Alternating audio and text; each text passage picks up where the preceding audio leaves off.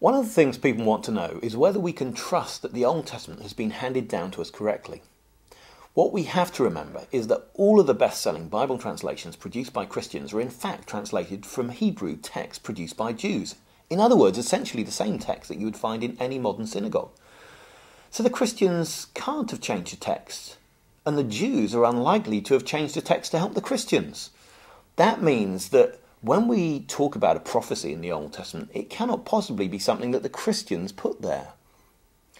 The second thing to note is that as far back as our records go, there's evidence for careful copying by Jews. We actually have copies of books of the Old Testament, like the book of Isaiah, which were written before Christianity began.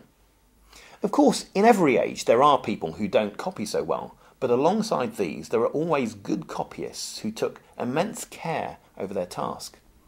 At one period, they literally counted hundreds of thousands of letters in the books they copied to check that they had the right number of letters in. Finally, scholars can see that the Hebrew language used in the Old Testament and the names of people and places in the Old Testament show that many of the stories go back long before even the earliest copies that we have.